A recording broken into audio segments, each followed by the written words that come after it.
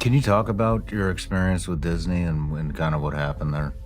If I would have been saying and doing the things that I did then, now, I would be fine. It was because I was early and I kind of could see where all of this was going, what is essential and what is not. Walmart's more essential than this, Italian restaurant that's just getting off its feet and has to feed their family. Like what? A family-owned grocery store or a convenience store? That Walmart's more important. And so nothing was making sense, and I could see where this was going. And it was the largest, most fraudulent wealth transfer in, basic, I think, history, is that they are destroying, through their mandates, the middle class. Almost 100,000 small businesses permanently closed since the pandemic. That's according to Yelp. And unlike in the spring, there is no help in sight from taxpayers through Congress. Don't sacrifice yourself, value yourself. Mm-hmm. And so I wasn't pressured by Hollywood. You weren't pressured, or the pressure didn't affect you?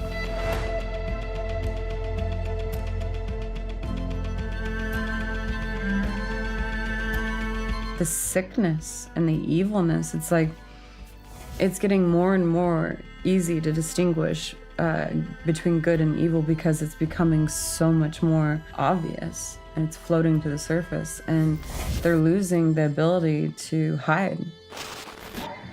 Kids, they're imaginative, they're all about play, they haven't been baked into, society's norms and expectations, so I think to them, things like being fluid with their identities comes really naturally. Since the beginning of the lawsuit, before the lawsuit happened, I prayed. I was like, I'm just out here in a desert, canceled, and I don't know where you're gonna have me be, but if there's any way I can do anything, it would be to help children. So you were kind of a protector from a super young age. Yeah. And you've carried that with you all the way through life.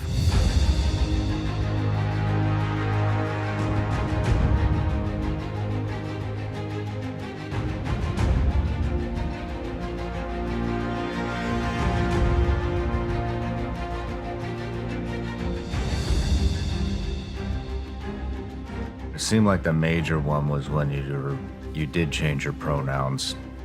All these people who don't even have their pronouns up telling me, so you guys want me to put something in my bio? All right, I'm gonna put something in my bio. And they, of course, were wanting a he, her, they, them, him, of course that's what they wanted. And I just put beep, bop, boop. Now, I'm not going to go into every single detail with why Gina Carano was accused of transphobia. How did you know you were fired? If somebody's gonna try to blackmail me with advertising, blackmail me with money, go yourself.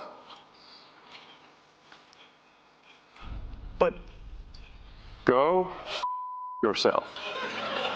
Is that clear? I hope it is. Hey, Bob.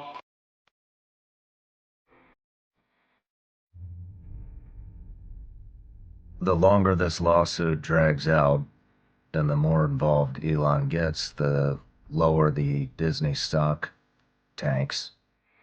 And that he may be thinking he might buy Disney. Do you think there's any validity to that? Their stocks plummeted from the day that they let me go. And they know it's a big deal, but they're trying to pretend like it's not.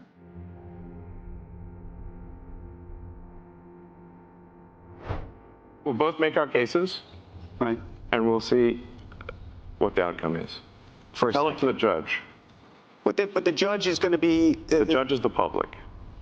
You tried Harvey Weinstein, you defended him, and you're talking about beep, bop, boop right now?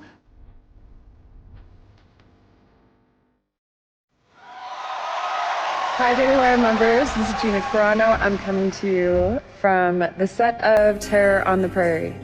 We came up to Montana, and it is absolutely God's country. We're making new friends.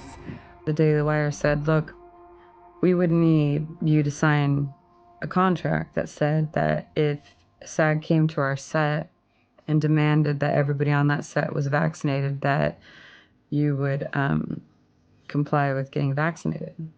I'm moved my entire life in my RV over thinking, now I'm gonna find my people and I'm gonna, you know, and this is the first meeting. Wow.